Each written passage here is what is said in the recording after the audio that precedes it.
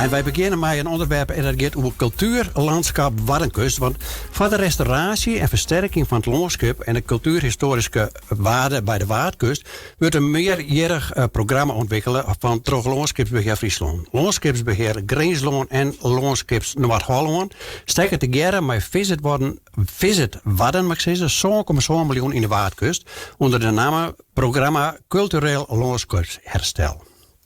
En een van die 20 projecten is de restauratie van de Dikopurus Ekwo Wijngarten neemt en Schotbalke Huskus. Langs de Dik bij Ajem in West-Friesland. Bij ons is Jan Visser uit Ajem.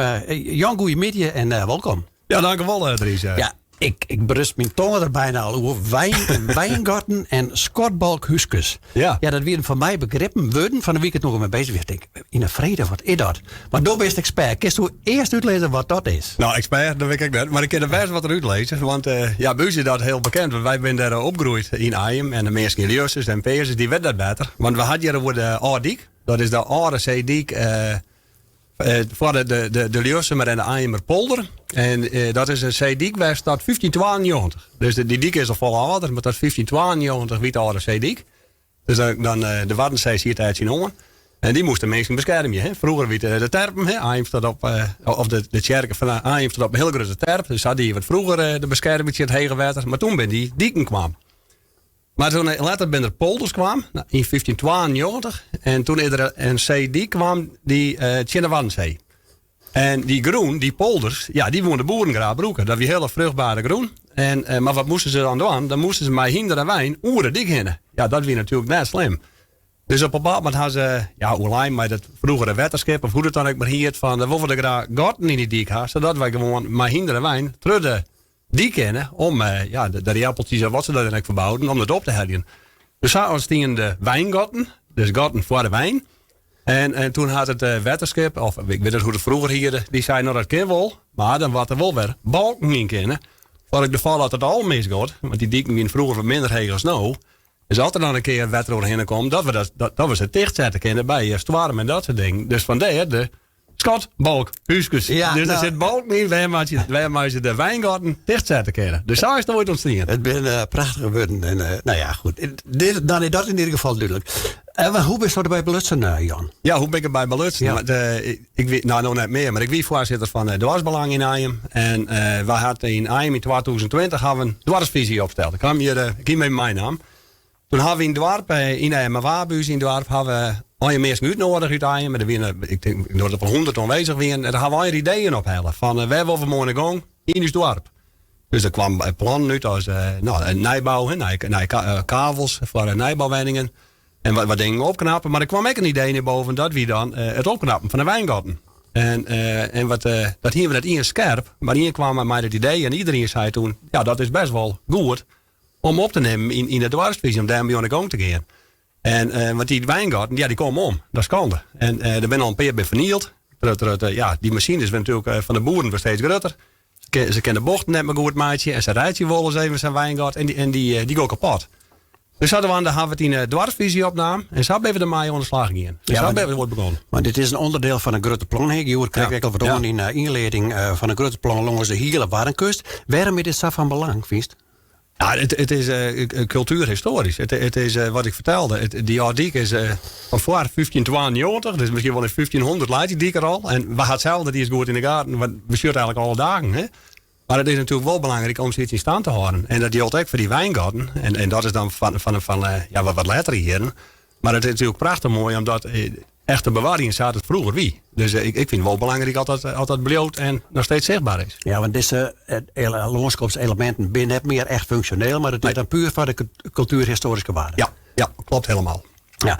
En wat zit er nou precies te gebeuren? Want wat is het idee? Je wil die dingen restaureren? Ja, het idee is restaureren. Dus het is volledig opnieuw opknappen. Dus de voegjes, de steentjes, weet ik hoe ze het dan krijgt door, maar alles helemaal opkalevater is even, waardoor het weer als nij erbij staat. Wel precies hetzelfde staat het wie.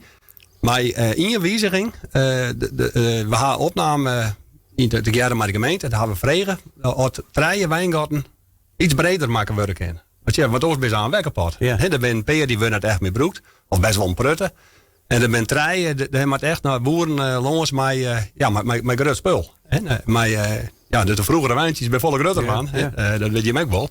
Dus dan hebben we vregen, kan de treien ook wat breder maken worden, zodat er een grotere trokong is. En dat is goedkeur, dus dat doen we dan ook. Oké, want het gaat in totaal om 3 binnen. Nee, in totaal 12. 12 zelfs? Ja, 12. Oké. Het gaat van Schoons, Oostmaarden, Ja. tot on, bereidt het om Peerseizoen daar. Dus er wel een strook van, dat is hoe het wijzen, 3-4 kilometer. En daar zit 12 wijngaarden in, die we al opknapt. En 3 gaan we dan verbreden. Oké. Dat is het idee. Ja. Hey, want dan is er best wel een protocol beschikbaar, maar dat is natuurlijk voor al die projecten mijn waar. Want wat gaat zo'n kosten ongeveer? Als Wat we dienen hebben, want de gemeente had dus uiteindelijk heel wat geholpen. Daar ben je heel wijs mee. Dus die gaan begroting opgesteld, wat het kostje moet. Nou, dat zit er ook bij, in ieder geval 5 ton. Maar dat kostje om alles op te knappen. En dat hebben we dan inzien bij de subsidieverstrekker, het Waterfonds. Dus die uiteindelijk komen die met 2 ton worden brengen. De waterschepen, dan een paar van die coupures of wijngaarden ben van het waterschip. Die betaal je ook mee. En wat vier ik nog? Het Waterfonds, het waterschip en ik 14. Nou, in ieder geval, er is nog een instantie betalen dat ook met mij. En bijvoorbeeld diegenen die verbreed worden, dan wil ik graag dat de eigenaar een enkel iets beetje mij betalen. Dat was ik gedacht. En daarmee krijgen we dekkend. Oké, want er is straks een moment natuurlijk dat het klaar is. Wordt het dan opgenomen in een fietsroute, wandelroute? Kun je meestal naar de Sien? Hoe is dat? Ja, klopt. Er zijn 2 dingen die spelen. We willen er ook wel graag of de gemeente vragen. Zullen we daar voor het monumenten vermijden? Ja. Dan krijg je een verplichting om het in stand te houden. Dus dat gaat de gemeente onderzoeken dat het mogelijk is. Oké. En de andere kant is, het Waterfonds had, wat ik zei, best wel een producenten subsidie verstrekt. Maar die had ook zijn, als je hem bijvoorbeeld een fietspaad, wandelpaad of wat dan ook ombrengen. Dat werd voor 60% krijgen we direct subsidie voor. Dus er zit nog een vervolg gewoon. Dat we best nog een ding bedenken kunnen. Ja. Maar de verschillende dwarsbelang. Om daar iets moois voor deel te zetten. Voor toeristen is het leuk om te en zien. dan vooral voor de toeristen. Ja, dat er wat meer omheen maken. Ja. Hey, nog wie vorige week de bedenking van de Oestreming in Friesland, 1824. Ja. Die dingen wierden dus toen wel al. Maar die had dus net geholpen, denk ik. Of wel? Volgens mij weet vooral aan de zuidkant van Friesland. Of net, dat is weer. Maar dat hartstikke liek hoor. Maar ik neem aan dat ze daar misschien ook wel dit soort dingen hebben. Wat ik begrepen heb, maar dat had ik dan, want het landschapsbeheer Friesland had dus enorm geholpen om dit al op orde te krijgen, maar de subsidieverstrekking, maar die had wel verteld, maar het is inderdaad een heel groot project, maar het schijnt dat die wijngaard alleen maar in Noord-Friesland ben. We hebben ook correct doorheen. Ja. En in Greensland aan de noordkant. En ik meen daarna in Noord-Holland. Maar voor de rest net. Dus het bent toch wel unieke dingen. Ja. En dat wisten wij ook net. Maar dat schijnt toch wel te wijzen. Nee, dan snap ik inderdaad dat het een cultuurhistorische waarde heeft. En dat het mooi is dat het in stand blijft. Ja, zeker. Nou Jan, ik wil je tegen bedanken voor die taaljachting. En van nou eerst een goed weekend. Nou, dank u wel. Graag gedaan.